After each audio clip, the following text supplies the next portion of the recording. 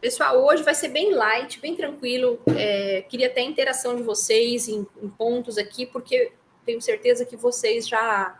Alguns dessas dicas são recomendações, dicas, né? É alguma bem próximo à realidade de vocês, nos trabalhos que vocês fazem em equipe, no trabalho que vocês fazem com orientador, de IC, de TCC. Então, fiquem à vontade para complementar o que eu estou falando, para dar exemplos, tá? O exemplo de um serve para os outros. Então, eu queria que vocês ficassem bem à vontade, tá? A ideia é que a gente comente aqui algumas dicas, tá? Se a gente fosse ficar falando dicas e recomendações, talvez a gente gastasse 3, 4, 5 aulas, né? Porque tem um monte de dicas para dar. Ai, quero espirrar. Ai, desculpa. Tô super alérgica. Agora, eu peguei só as mais, não essenciais, mas eu peguei aquelas que eu capturei nos textos de vocês com mais frequência, tá?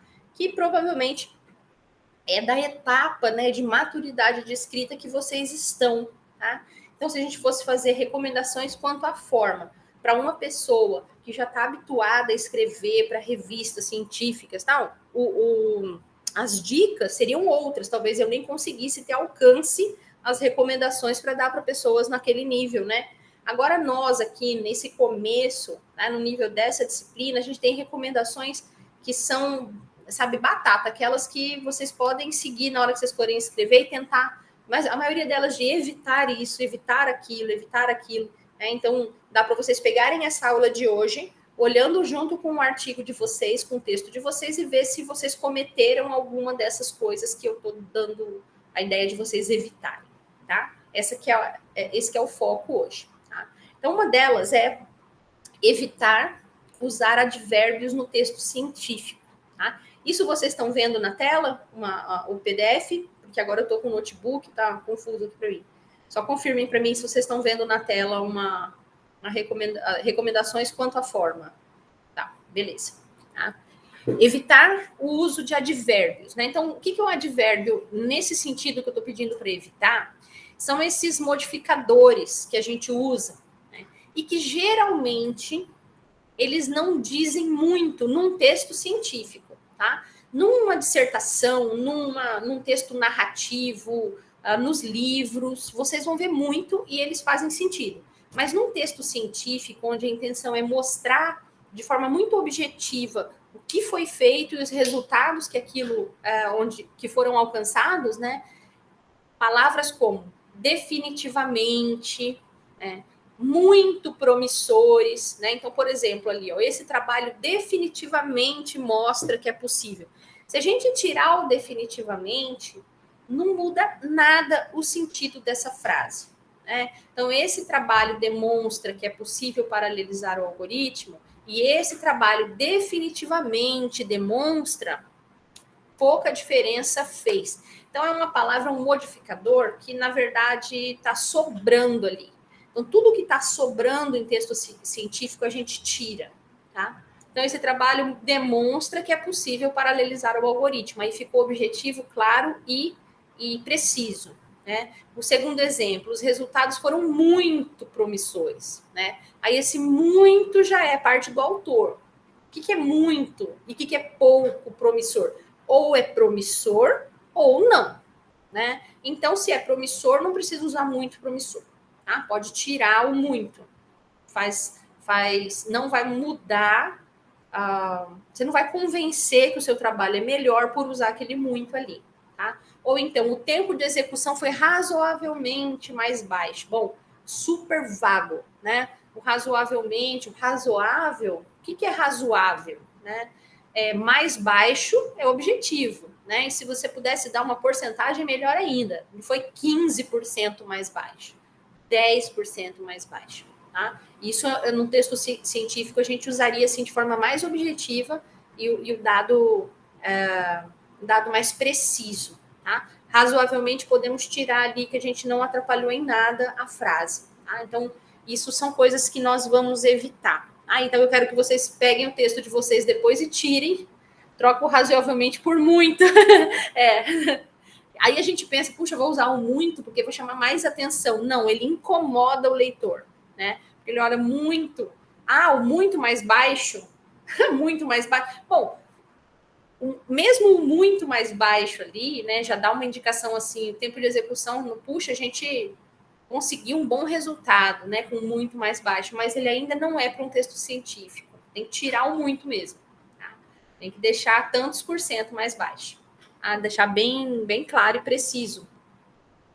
O problema é quando a gente não tem. Geralmente a gente usa esses modificadores assim para aumentar ou diminuir, né? Quando a gente não tem o dado preciso. Então a gente tem que parar. Bom, calma lá. Se eu vou afirmar isso aqui e eu estou precisando desse muito, pouco, razoavelmente, excessivamente, então eu preciso, na verdade, voltar lá e fazer mais um experimento, garantir que o meu experimento tenha um valor, com objetividade ali para eu expressar, né? Deixa eu baixar aqui segundo aqui. Não fazer julgamento de valor, tá? Isso aqui eu tirei de um livro. Por exemplo, se a gente vai lá num texto onde você está argumentando sobre orientação a objetos, você dizer, a orientação a objetos é bom, né? Enquanto que programação estruturada é ruim. Você fez um julgamento, porque bom e ruim é relativo a uma opinião muito mais do que a um fato, né? É diferente de você salientar vantagens e desvantagens. Por exemplo, vantagens da orientação a objeto, desvantagens da programação estruturada, para tentar dar argumentos, né, e deixar com que o próprio leitor conclua, né? A opinião do leitor pode ser, sim, bom para um e ruim para o outro, né? Mas a gente não faz isso explicitamente, a gente não põe a opinião do autor no texto para induzir o leitor, tá? Então, ao invés de dizer que algo é bom, salientar qualidades, né? E ao invés de dizer que algo é ruim, apresentar a explicação baseada em fatos sobre os defeitos ou as desvantagens, né, daquilo que você queria, está dizendo que é ruim, né? Aí você suprime o ruim e apresenta determinadas desvantagens. O bom e o ruim acabam sendo consequências tiradas pelo próprio, ou conclusões tiradas pelo próprio leitor, tá? E nunca a gente dizer que o trabalho é perfeito, porque não existe, né? Então, o algoritmo se comportou de maneira perfeita, né? A minha técnica é perfeita, né? Ou mesmo a técnica do fulano é perfeita. A gente evita muito, porque na ciência muito difícil você classificar perfeito. Quando você põe perfeito, você limitou alguma coisa, né? Então, ninguém pode ser melhor do que aquele. Muito difícil você ter uma demonstração clara disso, né? Por isso que a gente não usa, tá? Então, perfeito podemos abolir. No terceiro item, tá? Evitar expressões temporais, tá? Isso aqui teve muito, tá, pessoal? Porque geralmente a gente começa uma frase com ultimamente a programação paralela se tornou plananã. Esse ultimamente, ele acabou de dar uma visão, ultimamente em que ultimamente quando foi publicado o artigo, quando você escreveu o artigo ou quando o cara está lendo o artigo. Então, esse ultimamente confunde. O cara que está lendo hoje o artigo e vê ultimamente no artigo, ele pensa ultimamente para mim, né?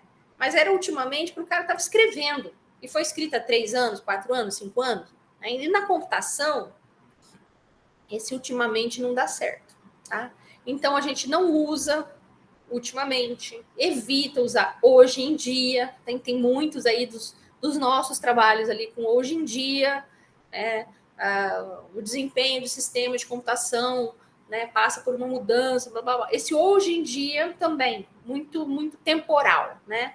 Nós precisamos ser mais objetivos também, né? Por exemplo, se a gente quer citar, né, em 2009, tantos milhões de pessoas usam a internet, ao invés de atualmente a internet é bastante utilizada. Esse aqui eu gostaria que vocês olhassem com bastante cuidado e tentassem tirar do texto de vocês, tá? Assim a gente deixa a frase mais precisa, vai dar mais embasamento para qualquer informação que for apresentada em sequência, né? Ou em seguida. Essa é a nossa terceira dica. A quarta dica, tá?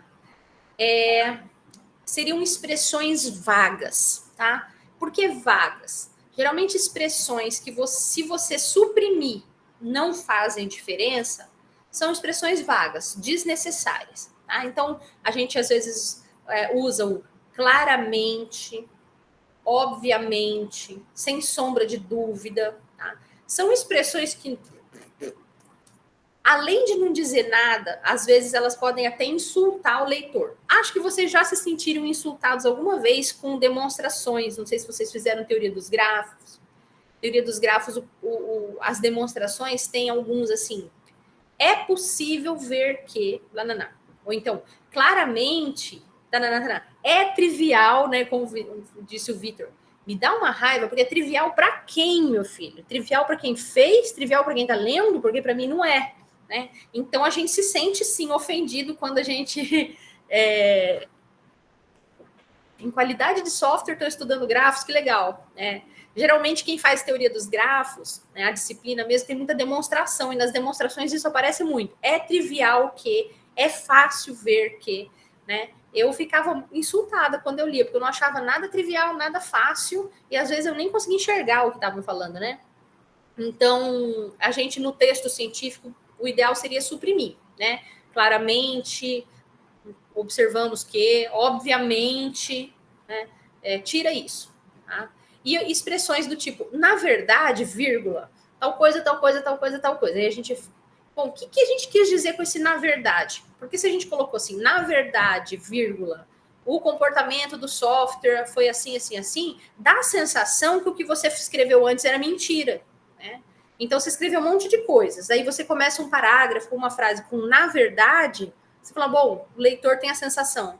E o que estava antes, então, não é verdade? Né? Por que precisou afirmar com a frase na verdade? Né? Então, a gente evita também. Pode tirar. Tira o na verdade de lá. E fala a frase seguinte, coloca maiúscula lá no começo da outra frase e bora para frente. Tá? No item 6 aqui, eu marquei frases negativas. Tá? Frases negativas, elas são só um pouquinho ruins. O nosso cérebro, ele não gosta muito de frases negativas. Por exemplo, não pensem numa maçã. Né? Quando você fala não pensem numa maçã, você fala isso para a pessoa, não existe para o cérebro não pensar numa maçã. O que ele faz? A frase é positiva, ela é afirmativa para o cérebro. Então, pensa numa maçã e depois tenta negar. Tá? Então, o não para o nosso cérebro, ele não existe muito, sabe? Ele existe depois que você já compôs um raciocínio, aí você nega ele. Né? Então, igual criança, você fala assim, não coloca o dedo na tomada. Aí a criança vai lá e coloca o dedo na tomada. Você fala, mas que filho burro, né? Meu Deus, acabei de falar para não pôr, e foi lá e enfiou o dedo na tomada. É porque o cérebro da criança está aprendendo ainda. Então, quando você fala não coloca o dedo na tomada, para a criança, para o cérebro dela, ele coloca o dedo na tomada. E ele tenta negar aquilo. E às vezes não dá tempo de negar, já colocou o dedo. Tá? Então, quando a gente usa frases negativas, a gente dá uma bugada no raciocínio do nosso leitor. Né? Fala assim, nenhum programa rodou em menos de 10 segundos. Nossa, o cérebro teve que fazer a seguinte composição aqui, né? Ele teve que pensar assim, o programa rodou, beleza. O programa rodou em menos de 10 segundos, beleza. Aí agora nega. Nenhum programa rodou em menos de 10 segundos. Até o cérebro encaixar todos esses conceitos e a pessoa extrair dali o conhecimento, nenhum programa rodou em menos de 10 segundos, seria muito mais fácil se a gente tivesse dado a frase pronta para ele. Todos os programas rodaram em 10 segundos ou mais. Né? Então, a negativa da primeira, essa conotação negativa da primeira confunde o leitor, desagrada o fluxo de leitura, assim, você acaba truncando um pouquinho a leitura quando você vai fazendo o não, do não, do não, do não, né? Às vezes tem frase que tem duas negativas, né? Aí no final, duas negativas é a mesma coisa que você negar duas vezes, né? E aí fica uma construção lógica toda confusa para você dizer algo simples, tá? Então, evitem as frases negativas. Às vezes não é possível, tá? Quando não for possível, usem tranquilo. Mas naquilo que for possível escrever de forma afirmativa, positiva, melhor, tá? O Eduardo deu aqui uma frase, né? Não existem hackers no mundo, nunca existiu e nunca vai existir. Na verdade, existe sim. Valeu, Eduardo.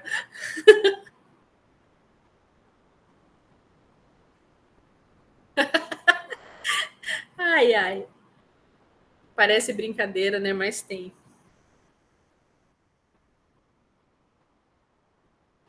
Aí, lógico que a gente cai naqueles probleminhas de erros ortográficos, ninguém está livre disso, nenhum autor está livre disso. Inclusive, no livro que eu estava pegando aqui alguns trechinhos para pôr para vocês, o livro tinha erro. E não era de ortografia, assim, o nosso autor não sabe escrever, não é isso, é uma digitação errada ali que ficou, colocou um espaço onde não era, né? Então, às vezes, o erro ali de ortografia, faltou um acento, alguma coisa, não foi um erro de fato, foi um descuido, né? Mas num texto científico isso é pontuado bastante, sabe? Então, eu vi muitos erros nos nossos trabalhos aqui da disciplina e eu sei o ponto-chave ali. Vocês não têm no LaTeX um corretor ortográfico, né? Então, primeira coisa, eu queria convidá-los aí a procurar se existe já algum corretor ortográfico para o LaTeX, tá? Se a gente consegue acoplar isso no Overleaf, um corretor ortográfico, eu não sei se tem ou não. Tá? Adoraria que vocês dessem uma olhadinha para ver se acha alguma coisa. Se não, eu vou dar um método mais tosco, mas é o que eu uso, tá? Quando eu uso o Word, que é pego o texto em LaTeX. Olha o trampo, né? Mas eu prefiro isso do que entregar um negócio com erro de português. Eu pego o texto em LaTeX, se ele é um texto em português, né? Coloco ele no meu Word, tá? Ignoro todos os comandos LaTeX e olho se o Word me indica erros de ortografia ou erros gramaticais, porque o Word também acha erros gramaticais, tá? Se a gente colocar assim, nós foi, ele acha, tá? Então, nós fomos, nós voltamos, ele acha. Tá? Então, o Word ajuda, tá?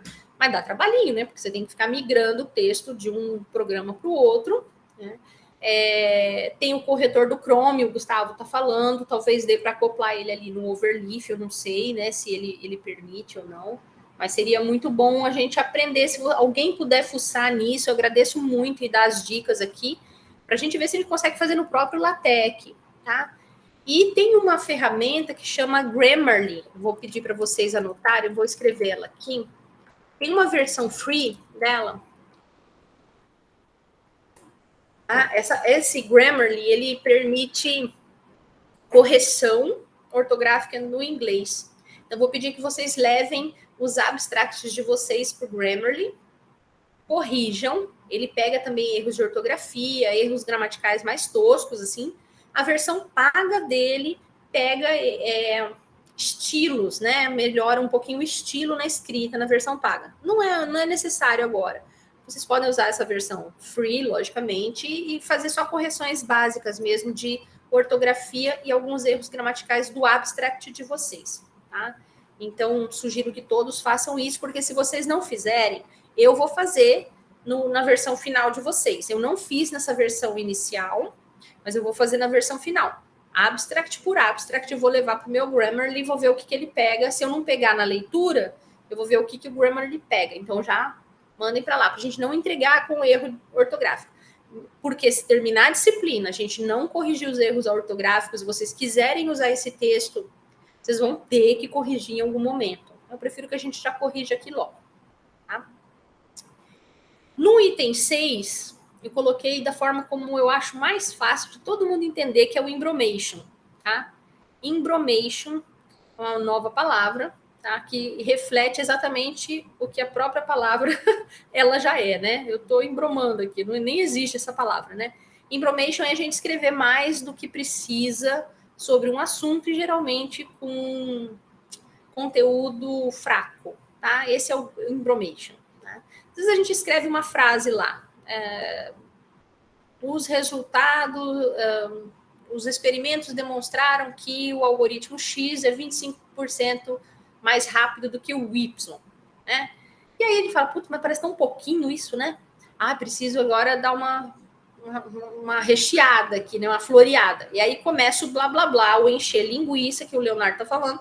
E a hora que a gente, ao invés de se ajudar, a gente se atrapalha. O leitor fala assim, se ele tivesse parado lá naquela frase, estava tudo bem. Agora ele tentou melhorar, piorou, né? Então, no texto científico, objetividade, precisão valem muito mais do que blá, blá, blá, tá? Quem gosta muito de blá, blá, blá são os textos mais na área de humanas, eles gostam da escrita, mas mesmo ali precisa de objetividade, precisa escrever só o necessário, né? E na computação, então, nem se fala. Na computação, os textos têm que ser muito objetivos, né? Quando a gente vai falar de algo que não precisava ser falado, isso fica muito claro para o leitor, né? Que ali está enrolando. No item 7, bem mais pontual agora, fácil de corrigir, que é olhar se as tabelas e as imagens que vocês usaram, né? Aqueles que usaram, as tabelas são sempre muito bem-vindas e as imagens também. Tá?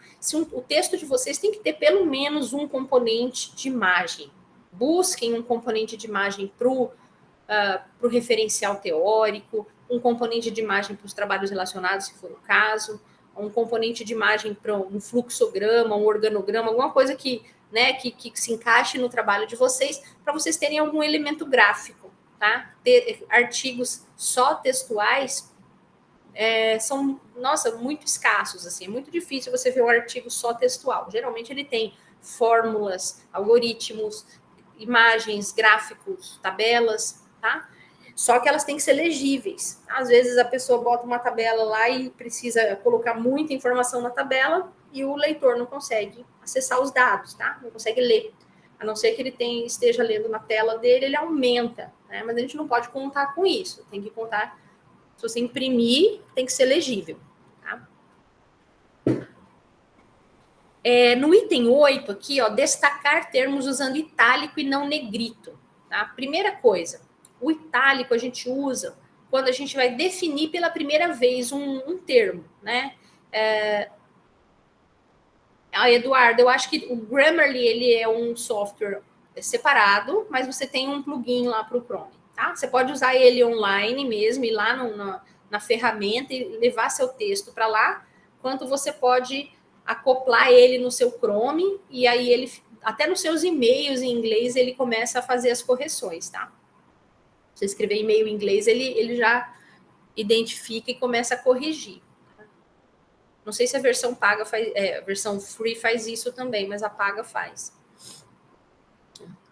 Eu estava aqui no item 8 dizendo que quando a gente define pela primeira vez um termo, né, o algoritmo, aí você dá um nome lá, né, o algoritmo SVM, né, o modelo de machine learning chamado SVM, você está definindo SVM pela primeira vez, uma sigla, né? Aí o termo lá, vetor, máquinas de vetores de suporte. Você está falando pela primeira vez sobre o termo, então você coloca em itálico. Então, a primeira vez que você vai definir um termo, usa itálico para destacar. Né? É mais confortável para o leitor o itálico do que o negrito. Tá? Então, é o itálico que é o padrão de destaque, né? É mais utilizado. De vez em quando a gente usa o negrito, sim, às vezes chama atenção ali, para chamar a atenção de alguma coisa, mas é mais comum a gente usar itálico do que negrito. Tá? E no título de vocês, que é o item 9, quero que vocês usem esse formato aí, ó. As letras, a primeira letra de cada palavra em maiúsculo. Tá? Então, título do trabalho com letras maiúsculas corretamente usadas. Ó, o T maiúsculo de título, o T maiúsculo de trabalho, o L maiúsculo de letras e assim por diante. O que não está em maiúsculo? Do, né? Título do trabalho. Né? Esse do não está em maiúsculo. Preposições, o com não está em maiúsculo. Se tiver alguma coisa do tipo está, tá? Com verbo, né? Às vezes não precisa colocar. Mas as palavras principais, elas ficam em letra maiúscula, tá? Troquem no de vocês lá também. Vou cobrar esses itens que eu estou pontuando aqui, eu vou cobrar de vocês lá, tá? Vou ficar atenta às versões que vocês entregarem no final. Com relação a esses itens aqui, alguma questão, pessoal? Ou alguma colaboração de vocês? Eu trouxe os itens mais... que são mais comuns, tá? Tem umas outras dicasinhas aqui, mas elas não são tanto de forma. Agora elas são mais de desenvolvimento, tá? Então, esse aqui já finaliza a aula de hoje. Tá? Bom, a gente falou de forma, né? Falou de detalhezinhos, falou de erro ortográfico, um monte de coisas menores, por isso a gente chama de forma, tá? Que um revisor, um leitor, bate o olho e se incomoda, mas ele está se incomodando às vezes com a forma, né? Agora, pensando no desenvolvimento do trabalho, no fluxo, né? Desde que você se propõe a fazer o trabalho até o final, eu coloquei aqui alguns itens que eu acho bem importantes que vocês levem em conta, tá? Quem está fazendo o TCC pode até concordar ou discordar comigo pela vivência do TCC.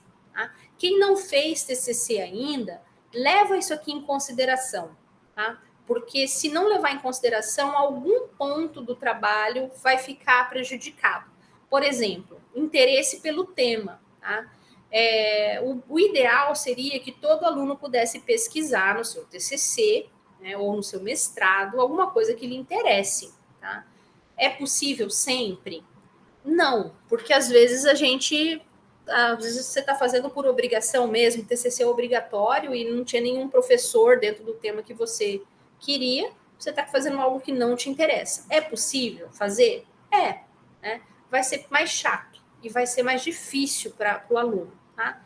Mesmo assim, às vezes tem que aguentar firme e fazer, né? Mas o ideal é quando a gente tem algum interesse. Buscar algum interesse é importante. Se o interesse não é no conteúdo, no tema, em si, mas de repente, então tudo bem, eu não me interesso tanto pelo tema, não acredito muito na pesquisa, mas vou me interessar por escrever bem, vou aprender a escrever, que seja, sabe? Vou aprender a escrever, ou então vou aprender a implementar em Python, porque eu preciso implementar em Python nesse projeto, nem estou ligando muito para o tema, nem para a escrita, mas eu vou focar aqui na implementação Python, porque isso me dá esse gosto, esse sabor de trabalhar bem, tá?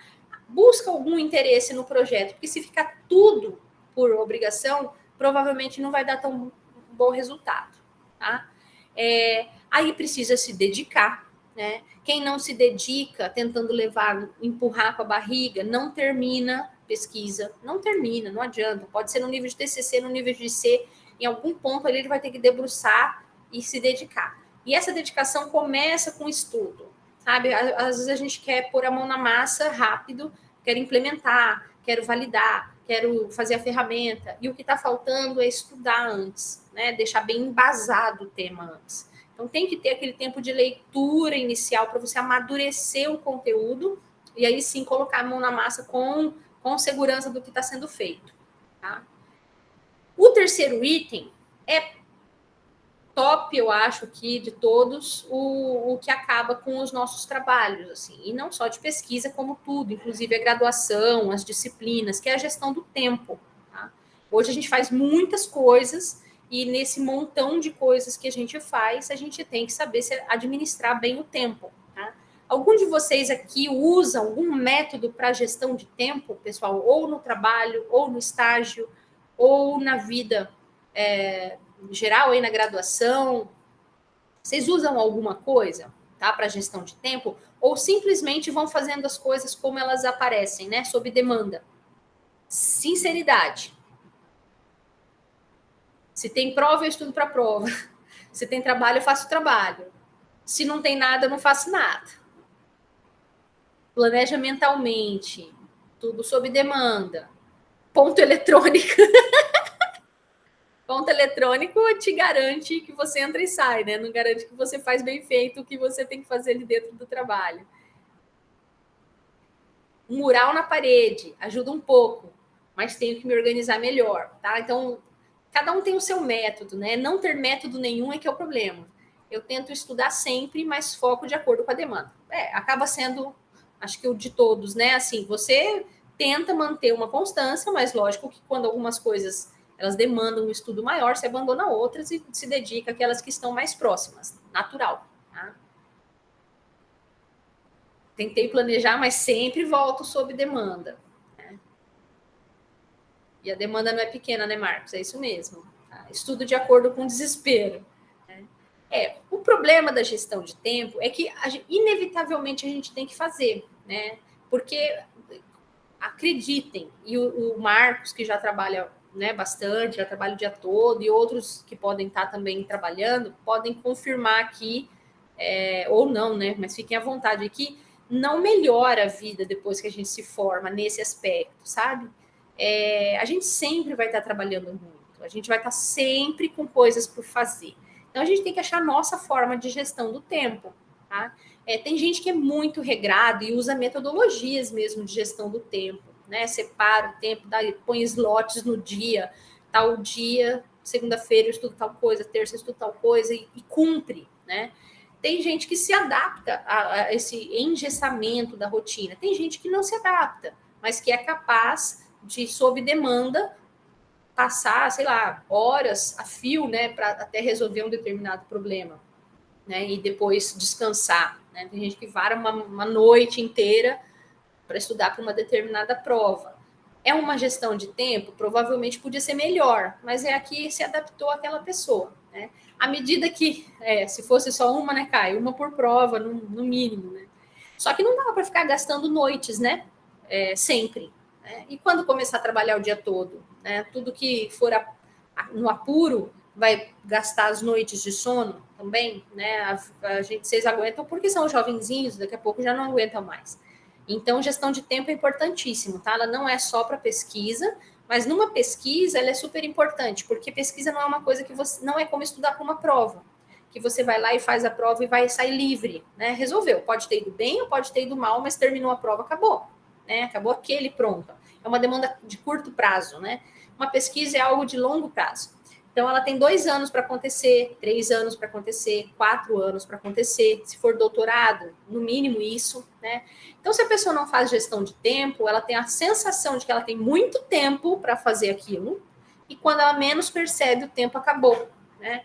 Não faz algo que estava previsto para 4, 5 anos, ela não faz em 1 ano, ainda que ela perca as noites de sono, né? Então, a gestão de tempo para processos e projetos longos, ela é essencial, tá? Tem a época das disciplinas, você vai fazer mestrado, tem a época de fazer disciplina, ao mesmo tempo que está fazendo disciplina, está estudando já para algum tema, tá em paralelo. Terminou as disciplinas, continua estudando, mas começa a colocar coisas mais focadas no projeto, qualifica, né, o prazo para qualificar, e depois o desenvolvimento e a defesa no final. Né? Isso preencheu já 2 anos ali, em 30 segundos que eu falei aqui, preencheu 2 anos de trabalho.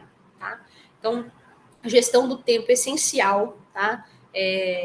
Aprendam a se organizar sempre, cada um tem o seu método. Eu tenho a minha agendinha aqui. Eu já tentei de tudo, gente. Eu já tentei gestão de projeto com Trello, gestão de projeto com qual que é o último que estão usando? Notion, lá, agendinha com Notion. Eu já tentei com tudo quanto é software, tá? Sabe o que funciona para mim? Papel. Agenda em papel, né? Tentei a agenda do Google mesmo, né, para marcar. Funciona por um tempo, não dá certo muito para mim, porque eu ando muito, eu vou aqui na ProS, daí depois eu tô na faculdade, a agendinha vai comigo, né? Eu não preciso parar, conversar com alguém aqui e depois lembrar de chegar no frente do computador e marcar, né? Ou de usar o celular, que eu também não gosto. Então, a agendinha funcionou para mim, tá? Me ligaram que, dentista mudou, agenda. Organizado em agenda, tá? Nesse caso, tudo sob demanda também, né? Mas a longo prazo, agenda, tabelas, metas, prazos, tudo isso ajuda, tá? A agenda é bom e muito útil, né, Caio? Até esquecer que tem uma agenda, né?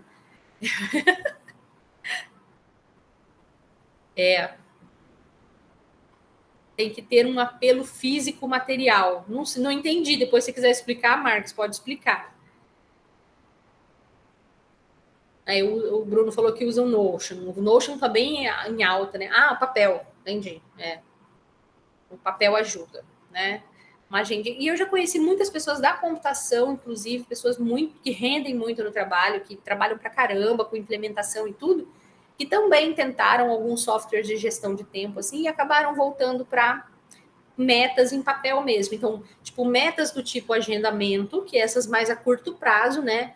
Coisinhas que eu tenho que fazer para hoje, para amanhã, para depois, tal.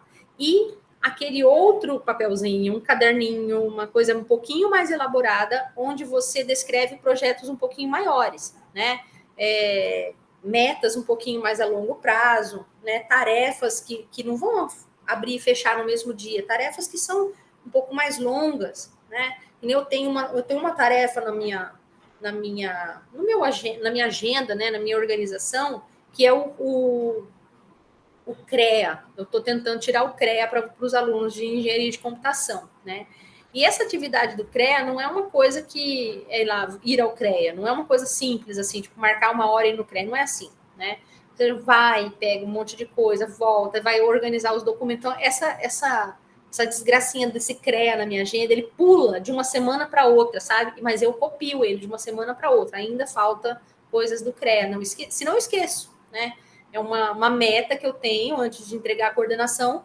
Estou há uns 6 meses brigando com isso e esse CREA, eu ando um pouquinho por semana, mas ele passa para a semana seguinte, né? De uma semana ele passa para a semana seguinte. Não, eu vou largar, vou entregar essa coordenação com o CREA para vocês. Não é possível, gente. Tarefas diárias numa nota do celular, né? Caio, eu quero entregar, mesmo que seja para os alunos nem tenham interesse, mas eu quero que vocês tenham pelo menos a possibilidade. Tem um aluno tentando, CREA e não consegue, sabe? Enquanto não tiver toda a documentação lá certinho, eu vou nessa luta. Boa relação com o orientador, tá? Se tem uma coisa que desanima é quando a gente tem um orientador que a gente não se dá bem, tá? Então, e aí, como que a gente vai se dar bem ou não se dar bem com o orientador? Primeiro, tem uma empatia, tem uma coisa assim, você já procura um orientador porque você gosta de trabalhar com aquela pessoa, gostou quando ele lhe deu aula, tem uma certa afinidade. Se você já não gosta da pessoa, não bate o santo, né? Nem procura, porque vai ser uma relação ruim. Se você já tem, né, não tem essa, não se sente bem, desconfortável perto daquela pessoa. Tá? Então já tem que procurar uma pessoa que pelo menos não te cause desconforto. Né? E aí depois na relação é muito importante respeito, muito respeito com o orientador, tá? E respeito não quer dizer submissão, pessoal. Respeito, o orientador gosta do aluno que conversa, que fala, que sugere, que dá pitaco no projeto, né? Mas com muito respeito, né? Então, boas conversas, com bastante discussão, mesmo que o orientador seja, né, o cara que às vezes sabe mais, vai te ensinar, mesmo que você fala, puxa, eu vou falar mó bobeira aqui, mas queria me expressar. Fala lá e pode ser a mó bobeira do mundo e o orientador te ensinar, ele vai gostar, tá? O Marcos disse, ó, tive problema com o orientador, ele era muito pessimista e crítico, acho que não gostava da profissão, né? Quando a gente não se dá muito bem com o orientador, é difícil o trabalho ir para frente, né? Ou ele vai, mas acaba sendo o aluno acaba escolhendo por ser autodidata, né? Fazer sozinho, porque não tem uma relação legal com o orientador. Tem aluno que abandona o orientador e tem orientador que abandona o aluno. Isso é horrível, né? Porque são duas pessoas que fizeram um acordo, né? Independente de ter processo, de ter disciplina, onde for isso, não interessa. O acordo era verbal, um acordo de compromisso. E aí alguém quebrou aquele acordo. Então, nunca quebrem esse acordo de forma desatenta, né? Tem que comunicar, professor, é o seguinte, eu estou desistindo do TCC, estou desistindo aqui do meu projeto de pesquisa, estou desistindo da minha IC, por isso, isso, isso e isso. Então, eu gostaria de te avisar. Pronto, o orientador vai te dar, né, boa sorte, tudo de bom e segue a vida. Agora, tem aluno que abandona a orientação. Abandona, não responde mais o orientador, não dá as caras, o orientador marca a reunião, ele não vai, né? Isso é muito, muito ruim, pega muito, muito, muito, muito mal, tá? E um orientador fala para o outro, e fala para o outro, e fala para o outro, e o aluno fica como um aluno queimado, ninguém vai querer orientá-lo. Né? Da mesma forma, pessoal, se o orientador abandona o aluno, larga no meio, vai para o pós-doc, não responde mais o aluno, não dá atenção, o aluno fala para outro aluno, que fala para outro aluno, que fala para outro aluno, e ninguém mais quer trabalhar com aquele professor. É a mesma situação. Tá? Mas como aqui eu estou falando com alunos, né? Vou dizer, sempre tenham muito respeito E se não estiver dando certo o projeto, comuniquem-se muito bem, tá? E a comunicação, quando está dando tudo certo, é uma dinâmica de assim, meio que acordada entre os dois. Tá? Tem orientador que vai querer encontrar com você toda semana, para conversar toda semana, para conversar um pouquinho de cada vez, para ver como que você caminhou durante aquela semana. Tem orientador que vai marcar de vez em quando, esporadicamente, uma reunião. Tá? Então, a dinâmica vai ser muito particular dessa equipe, você e o orientador, né? Ou da equipe de trabalho, pode ter mais alunos também. Então, o importante é manter essa boa relação. Se houver um desrespeito de qualquer um dos lados, né, é muito provável que a relação já se quebre, né? E depois que quebrou uma relação assim de orientação, aquela relação ficou ruim, é muito difícil o trabalho dar certo, tá? Então, dizem, né, principalmente dos doutorados, assim, que a relação com o orientador é como um casamento, né? É um vínculo bem forte que se tem, tá, com o orientador. Então, tem que ser uma pessoa que não te maltrata, que não te causa desconforto demais, né? De vez em quando levar umas broncas, normal. De vez em quando sair bravo, dar uma xingadinha por dentro, normal, né? Mas sempre com muito zelo nessa redação, tá? Normal. Quem não tem é mentira. Quem falar que nunca lá dentro não pensou assim, ai, que saco, é muito raro, muito raro. A comunicação com a equipe, que é o penúltimo ponto, que às vezes vocês não trabalham sozinhos, podem trabalhar dentro de uma equipe, né?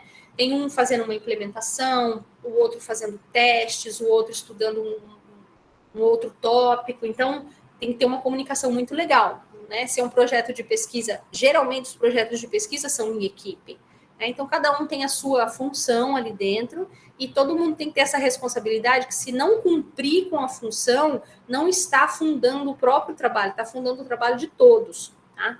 Então, a comunicação tem que ter uma responsabilidade bem grande aí em manter uma boa comunicação e um zelo pela equipe. Tá? E a resiliência, que é saber aceitar, às vezes, quando as coisas não estão muito bem, não desistir, não chutar o pau da barraca, né? Não jogar a toalha, jogar o estojo de maquiagem, todos os termos que a gente pode usar para dizer assim, não, cansei, larguei mão, né? A tendência de desistir, isso também na área de psicologia, pessoal. Se a gente desiste de alguma vez, igual desistir de uma disciplina, estava muito difícil o cálculo 1. Desisti de cálculo 1 porque estava muito difícil. Ano que vem eu faço. Aí o ano que vem vai estar o quê? Muito difícil. De novo, o que o seu cérebro sabe? O seu cérebro aprendeu a desistir, né? Então ele vai até o ponto em que você foi da outra vez. Ele suporta aquilo que você já aguenta, né? Já aguentou num outro momento. Chega no ponto da maior dificuldade, que foi onde você desistiu, você desiste outra vez. Né? Então, a gente tem que ensinar o nosso cérebro a não desistir. Ele aprende a não desistir e a ser resiliente. Tá? Então, a desistência tem que ser uma desistência consciente, com clareza e com responsabilidade, né? E não aquela desistência assim, não aguento mais, estou difícil, joga tudo para o alto e vê o que acontece daqui a pouco, na próxima vez que você tiver que fazer aquilo. Né? Também para projeto de pesquisa, furada. Mesmo porque, se você desistir de um TCC, aquele orientador não te orienta mais. Aquela equipe com quem você trabalhou não quer trabalhar mais com você, então vai dificultando sua própria vida. Tá? Você tem que passar para um outro orientador. Esse outro orientador, isso eu estou falando pelos bastidores, é assim que acontece, tá, pessoal? Estou sendo muito sincera. O professor vem, fulano me procurou para orientação de TCC. Eu falo, é mesmo? Tá. Eu acho que esse aluno está fazendo TCC já com fulano de tal. Conversa lá com fulano de tal. Aí vai conversar com fulano de tal. Vai falar, não, ele simplesmente abandonou o TCC. Ele desistiu. Né? Aí, aquele que você estava conversando agora quer te orientar? Não. Ele vai falar, não, acho que eu não vou encarar essa não, hein?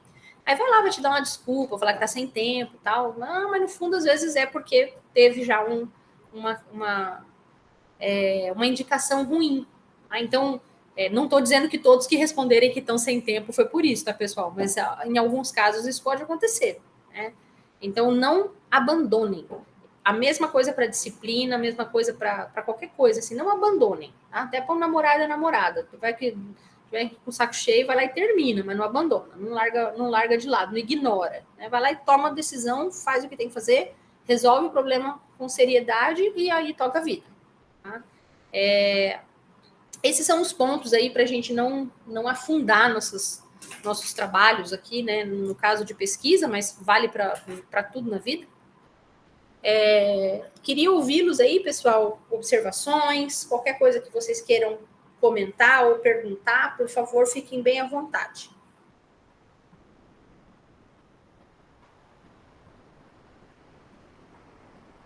Silêncio absoluto, só os grilos.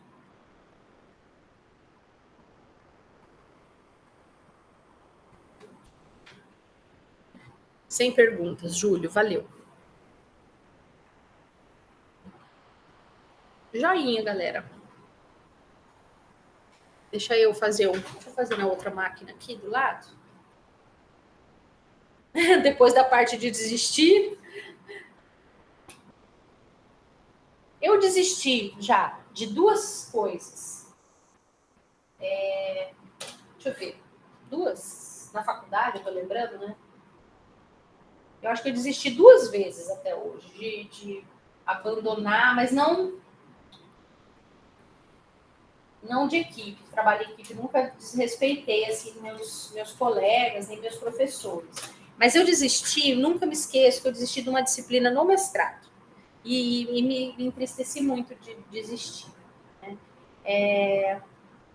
E tinha justa causa, sabe? Eu tinha um motivo para desistir, mas mesmo assim, aquilo, eu carreguei aquele,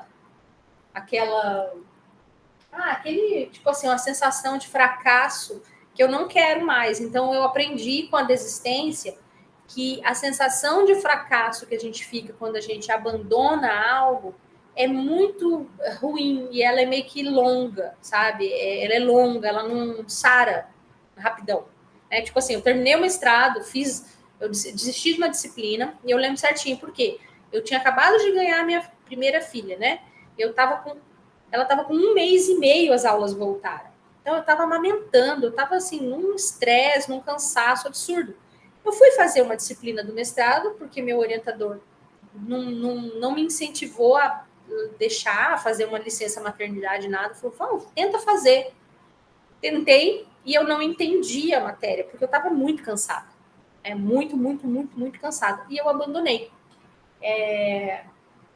Depois eu terminei o mestrado, fiz outras disciplinas, tudo, né? Eu não me arrependia, porque eu tinha motivo para abandonar. Mas a sensação é muito ruim. Ela me ensinou que eu não quero mais desistir, sabe? Eu via as pessoas seguindo lá na disciplina e eu não me sentia capaz de fazer.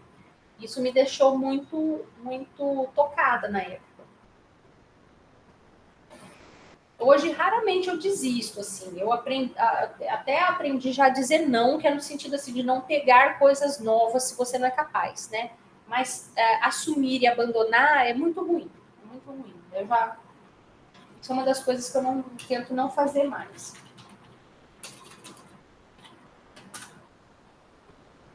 Estou abrindo aqui o Siscad, tá, pessoal? Por isso que eu estou demorando um pouquinho. O Siscad antigo.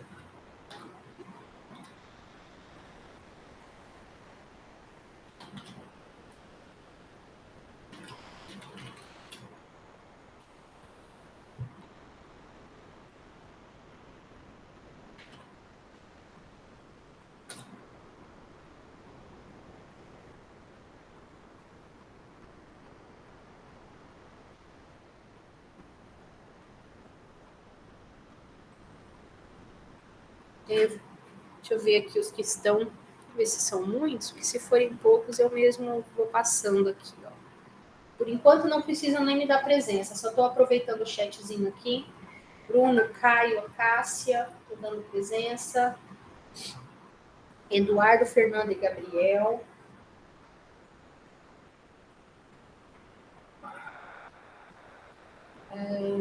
Guilherme, Gustavo e Henrique.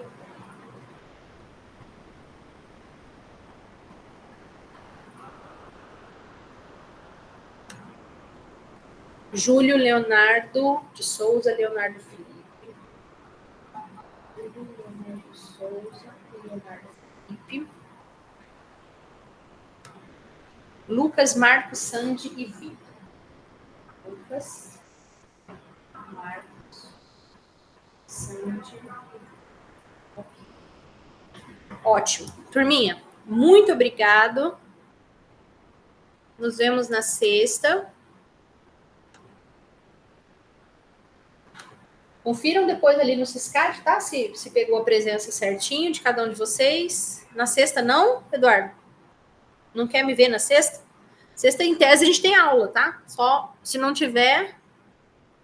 Que dia que é hoje? Ah, não, desculpa. Na segunda. Desculpa, tô perdida, gente. A gente se vê na segunda. Segunda tem aula normal. Perdão, tá? Mais perdida que segue em tiroteio. A gente se vê na segunda, então, com aula, se tudo correr bem, com aula normal, tá? Vou dar continuidade e até mais, então. Bom final de semana para todos vocês.